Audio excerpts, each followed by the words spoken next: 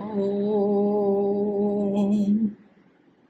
वसुदेवसुतं देवं कंसचाणूरमर्दनं देवकी परमानन्दं कृष्णं वन्दे जगद्गुरुं नारायणसमारम्भां शङ्कराचार्यमध्यमाम् अस्मदाचार्यपर्यन्तां वन्दे गुरुपरम्पराम्।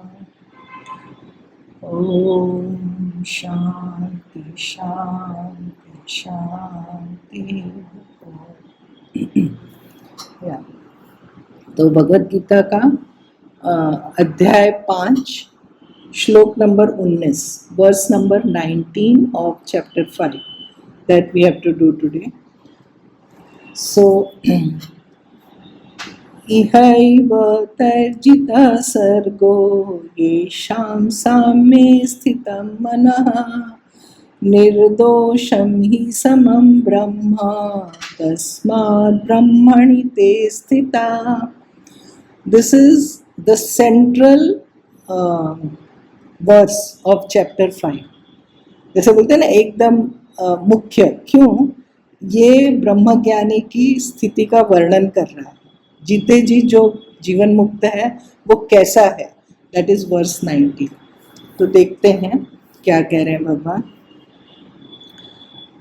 यही मतलब इसी पृथ्वीलोक में, यही जीते जी उनके द्वारा सृष्टि, विल सी द मीनिंग, सृष्टि जीत ली गई है, जिनका मन समभाव में स्थित है, क्योंकि ब्रह्म निर्दोष और सम है, अतः वे ब्रह्म में स्थित हैं.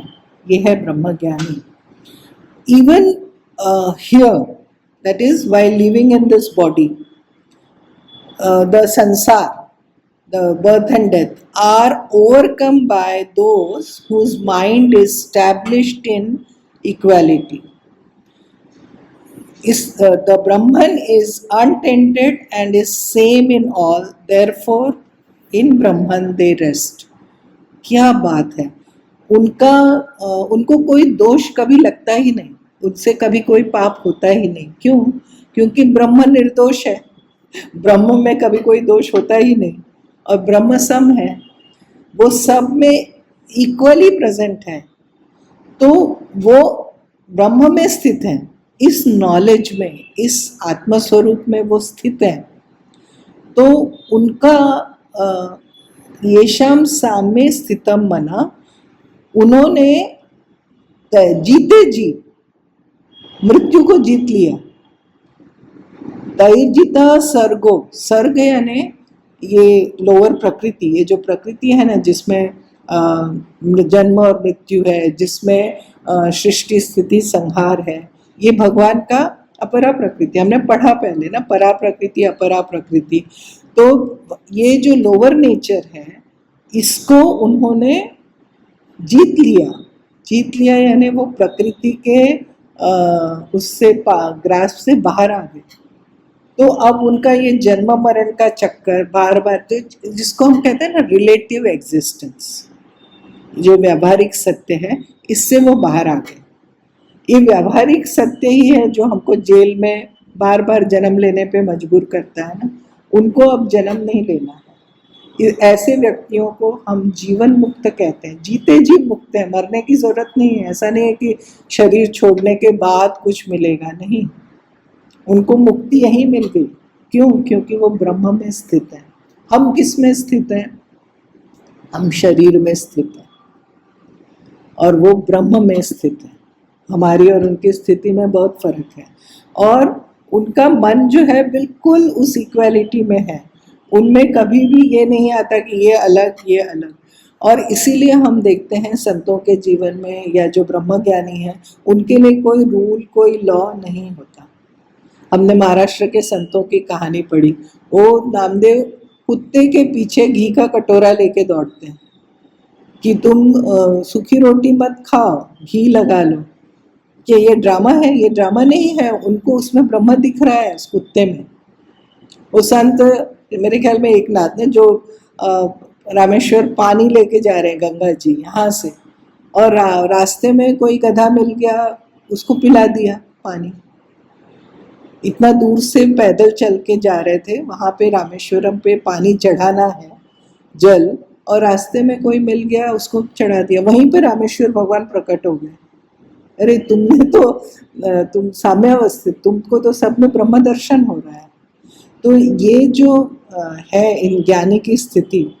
और फिर वो विशोबा जो मंदिर में सो रहे थे और पैर शिवलिंग पे पड़ा था, उनके पास भेजा नामदेव को, जाओ ब्रह्म ज्ञान लेके आओ। वो डर गए। विठोबा ने विट्ठल को बोला ये क्या है, किधर आपने भेजा? बोला नहीं, वो ब्रह्म ज्ञानी है। उसका पैर उठा के बोला इधर कर दो। वो बोलते जा मेरा पैर वहां कर दो जहाँ पे शिवलिंग नहीं है। और जहाँ जहाँ पैर उठा के रखता है उधर उधर शिवलिंग आ जाता है। ये क्या स्थिति है? ये है तस्मात् ब्रह्मणि ते स्थिता। वो ब्रह्म में स्टैब्लिश्ड है, तो उनके लिए ये फर्क, व्यवहार में फर्क करने की जरूरत नहीं है। हाँ, लेकिन साधक के लिए क्या है, व्यवहार में थोड़ा फर्क होगा। लेकिन जैसा स्वामी जी वॉर्न करते हैं कि डोंट अलाउ द हैट्रेड और द राग द्वेष टू एंटर योर माइंड। उस बहाने ये तो तामसिक है, ये सात्विक है। Understand that this is just the outer covering, उसका बहुत मीनिंग नहीं है। नेम एंड फॉर्म है, हर मृत्यु के साथ वो नेम एंड फॉर्म खत्म हो जाता है, फिर नया नेम फॉर्म आता है। It is like a dress, outer dress. उसके ऊपर किसी को बहुत ज़्यादा लेबल करना या उसके साथ व्यवहार बिगाड़ने की ज़रूरत नहीं है। ये है भगवत गीता की समता। कितना फर्क है साम्यवाद, कम्युनिज्म और हमारे जो भगवत गीता जो बता रही है। ऐसा अगर हम अंडरस्टैंड करें ना, समाज में अपराध नहीं होगा, समाज में क्राइम नहीं होगा, समाज में बहुत सारे शोषण नहीं होगा। ये अंडरस्टैंडिंग आनी चाहिए। When I see so much of anarchy in our society, मेरा पक्का विश्वास है कि इन्होंने गीता नहीं पढ़ी। गीता जो पढ़ लेगा, 11th चैप्टर आजकल हम कर रहे हैं ट्यूसडे में, वो मौत का दर्शन करने के बाद कौन करप्शन करेगा? फाइनली सब छोड़ के उधर जाना है। तो इसीलिए इसका lack of this knowledge is leading to the problems in the society. तो ये अगर ब्रह्म ज्ञान का फल है तो ये ना इहैव तैर्जिता, यहाँ पे ही ये जो जीवन मुक्त की धारणा है ना, ये सिर्फ गीता में है। बाकी हर रिलीजन बोलेगा कि you have to die, then after death you will go to heaven और व्हाटएवर। लेकिन यहाँ पे, यहाँ रहते, शरीर में रहते हुए उसने इस सृष्टि को जीत लिया। अब वो जेल के कारागार से बाहर आ गया और फिर निर्दोष, क्योंकि ब्रह्म में कोई दोष नहीं है और ब्रह्म सम है। तो इसीलिए, और वो उस नॉलेज में स्टैब्लिश्ड है। So is free from the cycle of death and birth. कैसा बात है, ये हमारा लक्ष्य है। सुनने में भी अच्छा लगता है, और हम इससे मान लो लक्ष्य से करोड़ों कोस दूर हैं, कोई बात नहीं, लेकिन सुन रहे हैं, सुनते सुनते हम भी उसी तरफ बढ़ रहे हैं। ठीक है ना? तो हमारा क्या है, because of our desire and because of our body identification we have our problem. इनका तो डिज़ायर नहीं, बॉडी आइडेंटिफिकेशन खत्म हो गया है, ब्रह्म में स्थित है, तो उनकी तो मौज है, कृतार्थ है, हमेशा आनंद में है। और फिर देखो वो क्या करता है, वर्स 20 देखिए। न प्रहिष्येत् प्रियं प्राप्य, नो द्विजेत् प्राप्य च प्रियं, स्थिर बुद्धिर सम्मूढ़ो ब्रह्मविद् ब्रह्मणि स्थितः। भगवान कह रहे हैं, not rejoicing when obtaining and the pleasing, nor getting upset by the displeasing, firm of mind, free from delusion, the knower of Brahman established in Brahman। जो ब्रह्म को जानता है वो ब्रह्म ही हो जाता है। जो न तो प्रिय को पाकर हर्षित होता है और न अप्रिय को पाकर विचलित होता है, स्थिर बुद्धि मोह रहित ब्रह्मविद ब्रह्म में स्थित रहता है। पहले उसकी क्वालिटीज देखिए। वो क्या है? स्थिर बुद्धि है। व्हाट इज स्थिर बुद्धि? स्थिर बुद्धि मतलब स्थित प्रज्ञ। उसकी जो प्रज्ञा है वो आत्मा में स्थित है, स्थिर। और उसके बुद्धि में आप कंफ्यूजन, डाउट्स, ये सब कुछ नहीं है, एकदम स्थिर, फोकस्ड बुद्धि। और मोह रहित। मोह, हमारा क्या मोह है? मोह का सबसे बड़ा रूप है मैं और मेरा। ये जो अहंता और ममता, मैं मेरा, जहाँ अहमता आई, बॉडी आइडेंटिफिकेशन आया, इसके साथ जिनका भी रिलेशन है वो बन गए मेरे। ये एक नोशन है, ये एक व्यावहारिक सत्य है, ये पारमार्थिक सत्य नहीं है। तो वो मोह रहित है, उसका ना बॉडी से आइडेंटिफिकेशन है, न ममता है, न अहमता है, न ममता है। तो स्थिर बुद्धि, मोह रहित, ब्रह्मविद। ब्रह्मविद मतलब मेरी जो ये आत्मा है यही ब्रह्म है, ऐसा जो जानता है वो ब्रह्म में स्थित रहता है। वो फिर कहीं और जाता नहीं। उसका बुद्धि कहाँ है? बुद्धि भगवान में लगी। जो ऐसा व्यक्ति है, और ब्रह्म आत्मा क्या है? सच्चिद आनंद है, आनंद का सोर्स है। जो इसका मन उसमें जाके अटक गया, उसको फिर क्या प्रिय पाके हर्षित होना और क्या अप्रिय को पाके विचलित होना, ऐसा कुछ बचेगा क्या? There is something, which will give me extreme joy. Oh, if I get it, or if I lose it, तो मेरा क्या क्या उसको गेन और क्या लूज करना है? वो तो अल्टीमेट पा लिया। जिसको पाने के लिए हम इतनी उठापटक करते हैं ना, वो उसने पा लिया, कृतकृत्य हो गया, कृतार्थ हो गया। ये संस्कृत वर्ड है। What is the meaning of कृतकृत्य? अब उसको कुछ करना नहीं, कुछ पाना नहीं, जो करना था कर लिया, जो पाना था पा लिया। अब वो कुछ उसके लिए राग द्वेष है नहीं, उसके लिए डिजायर है नहीं, तो वो क्या पाके खुश होगा और क्या लूज करके उसको दुख हो जाएगा? वो तो अपने में मस्त मगन है। हम वो सिकंदर की स्टोरी पढ़ते हैं ना, सिकंदर आया था इंडिया में, तो उसके गुरु ने कहा था कि वहाँ बड़े बड़े ब्रह्म ज्ञानी हैं, तो किसी ब्रह्म ज्ञानी के पास जरूर जाना, थोड़ा तो नॉलेज लेके आना। तो एक ब्रह्म ज्ञानी, पास में शर्ट भी नहीं है, सुबह का टाइम है, धूप में बैठे हैं, वो जाता है और उनको बोलता है कि मैं सिकंदर हूँ, विश्व विजेता हूँ, आपको क्या चाहिए, आप मुझे बताइए, मैं दे सकता हूँ। थोड़ी देर तो वो चुप रहे, फिर दोबारा पूछा कि आई कैन, मतलब मैं आपको कुछ भी दे सकता हूँ, आप बताइए आपको क्या जरूरत है। मैं थोड़ा सा हट जाओ, सामने सनलाइट आ रही है, मेरे ऊपर आने दो, उतना ही मुझे चाहिए, मुझे और कुछ नहीं चाहिए।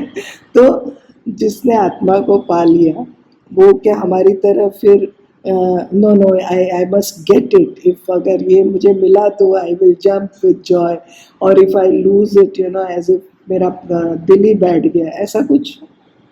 न प्रहिष्येत प्रियम प्राप्यम, नो द्विजेत प्राप्य च अप्रियम। अप्रियम यानी ना, ऐसा आप समझना है, उसको तो प्रिय अप्रिय कुछ नहीं है, लेकिन हमारा जो बॉडी है ना, इसके लिए कुछ अनुकूल और कुछ प्रतिकूल होता है, और ज्ञानी के लिए भी होता है। जैसे एक्सट्रीम कोल्ड, एक्सट्रीम हीट, ये सब तो बॉडी को लगता है ना। तो प्रतिकूल और अनुकूल, मतलब जो उसके अनुकूल है तो वी फील गुड, जो प्रतिकूल है वी फील बैड। वो इसमें बहुत ज़्यादा अटकता नहीं है, उसको भी ये महसूस तो होता होगा क्योंकि वो जड़ तो है नहीं। लेकिन हमारा क्या है ना, हम अपने ये जो वृत्ति है ना, इसमें इसको अटक जाते हैं, और ये जो प्रतिकूलता उसको हम सफरिंग बना लेते हैं।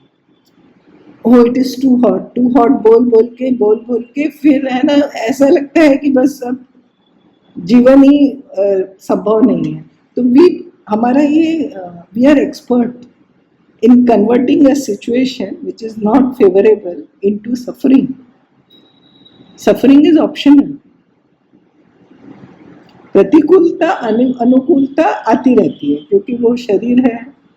कभी अच्छा खाना मिला, कभी स्पेशली जो भिक्षा मांग के खाना खाते हैं, उनका तो क्या है, जो उस दिन किसी दिन नसीब में है तो कुछ अच्छा मिल गया, किसी दिन तो ऐसे ही रोटी नमक ही मिला, तो लेकिन उसको बहुत ज़्यादा भाव नहीं देने का, बहुत ज़्यादा इम्पोर्टेंस नहीं देना।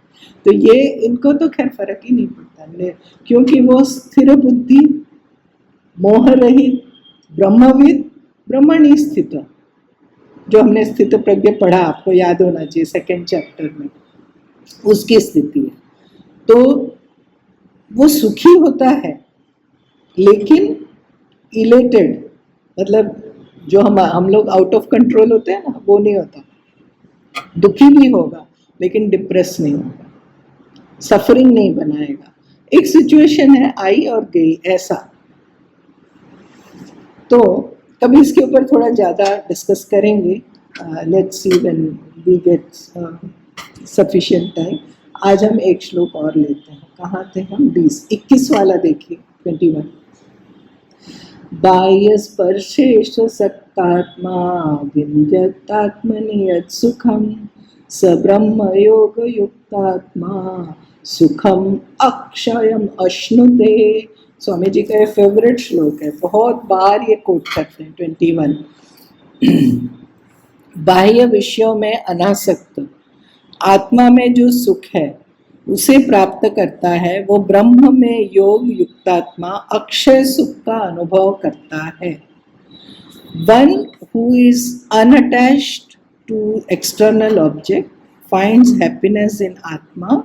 He is united with Brahman and enjoys unending happiness, unfaltering happiness. ये अक्षय सुख क्या है बाबा? हमारा तो सुख फ्लिटिंग है, हमारा तो सुख आया और गया, बल्कि वो आता ही है जाने के लिए। इनका क्या है? तो ये जो बाह्य स्पर्शेश सकता, ये बाह्य विषयों, स्पर्श यानी विषय, इंद्रियां जो अपने अपने ऑब्जेक्ट्स में जाती हैं ना, इसमें वो अनासक्त है, उसका इसमें कोई लेना देना नहीं। क्यों? हमने आगे पढ़ा, उसको ये पता है कि ये प्रकृति का कार्य चलता है। आँख है, उसके सामने कोई ऑब्जेक्ट आएगा तो वो देखेगी, कान है, शब्द पढ़ा तो सुनेंगी। तो ये जो बाह्य स्पर्श के जो विषय है ना, इसमें वो अनासक्त है, he doesn't desire them, and आत्मा में जो सुख है वो उसे प्राप्त करता है। ये आत्म सुख की बात आपको सिर्फ सनातन धर्म में मिलेगी, क्योंकि बाकी धर्म आपको क्या बताते हैं कि आप यहाँ पे अच्छे अच्छे कर्म कीजिए, हेवन जाएंगे। हेवन में क्या है? और बेटर भोग है, भोग ही है। लेकिन यहाँ गीता क्या कहती है? नहीं, विषयों में सुख नहीं है, सुख है आत्मा में। और कैसा सुख है? अक्षय। वो सुख कभी भी कम नहीं होता। Uninterrupted source of joy is our atma. और वो ब्रह्म में योग युक्तात्मा, मतलब उसकी जो मन है वो ब्रह्म में लगा हुआ है, युक्त है ब्रह्म से। अब वो कैसा होगा, है ना? तो विषय से हमको क्या मिला इस श्लोक से? विषय से चिपको मत। हमको भी ये विषय से बहुत ज्यादा चिपको मत। और असल सुख क्या है पता है? ये जो हमारा डिजायर है ना, ये मर जाए, इसका सुख है। तृष्णा क्षय, ये सुख है। और जब तक ये तृष्णा लगी है, ये हमको चैन से बैठने नहीं देगी। तो विषय से चिपको मत। और स्वामी जी एग्जाम्पल देते हैं चींटी का। चींटी होती है ना, वो गुड़ खाने के लिए जाती है, स्पेशली गांव में ना, वो लिक्विड गुड़ होता है, वो बनाते हैं, उसमें जाती है और फिर उसमें चिपक जाती है, फिर उसी में मर जाती है मर जाती है। तो ये विषय का सुख ऐसा है, हमारा यही हाल है। सुख के चक्कर में हम इससे चिपकते हैं और फिर and it is anyway sugar coated pill है ये जो विषय सुख है ना, ये असल में दुख है। We will see it in our next class why it is dukh, but it is dukh है। और ये जगत जो है ना, ये कैसा है? तो कोई बोले जगत अच्छा है, कोई बोले जगत बुरा है। नहीं, ऐसा नहीं है। जगत जैसा है वैसा है, हमारी मर्जी से नहीं बना, ऐसा ही। अच्छा बुरा हम हमारा माइंड लेबल करता है। तो जगत कैसा है, जैसा है वैसा है। तो असल में क्या है, दुनिया में प्रॉब्लम से ज़्यादा problem is in my mind. तो वो हमारे माइंड में जो ये राग द्वेष अच्छा बुरा ये सब लेबल है ना, दे आर लाइक फोड़ा। फोड़ा पता है ना आपको, बॉयल। अगर कहीं बॉयल है आपको हो गया है तो उसको जरा सा छुएंगे, जरा सा टच होगा, मैंने कपड़ा भी ऐसे लगा तो दर्द होता है। तो हमारे मन में ना फोड़ा है ये अच्छा ये बुरा, किसी ने जरा सा छुआ बस दर्द होता है। उसने मुझे ऐसा बोला, उसने। तो ये जो लेट गो ये सीखना चाहिए। और ये जो है ना, बाहर का जो सुख मिलता है ना हमको, वी विल सी, क्योंकि अगले श्लोक में भगवान बोलते हैं कि ये दुख की योनि है। तो हम वो नेक्स्ट क्लास में देखेंगे कि वो कैसे दुख की योनि है। और ये जो ये जो आज के श्लोक थे ये ब्रह्मज्ञानी के हैं। 18, 19, 20, 21 ब्रह्मज्ञानी की स्थिति का वर्णन है। तो उसको बाह्य सुख से कुछ लेना देना नहीं है, वो अपने आत्मा के सुख में मस्त है ना। तो आत्मा का नेचर स्वरूप है आनंद, इज द नेचर। तो वो लिमिटलेस है। और संसार का विषय सुख को ना, तो पंचदशी बोलती है ये खुजली है। खुजली होती है ना, जिसको आपको पता है, किसी को खाज की बीमारी हो गई, वो खुजली करने से अच्छा लगता है लेकिन वो बढ़ती है। ऐसे संसार का विषय सुख है, उसको थोड़ा सा एक्सपीरियंस करने से अच्छा लगता है, लेकिन वो खाज की बीमारी की तरह है। So that we will see in our next class. Today I am closing here, and then we will have discussion. Om Purnamada Purnamidam Purnat Purnamudachyate Purnasya Purnamadaya Purnamevavashishyate. Om Shanti Shanti Shanti. Om Shri Krishna Arpanamastu. Om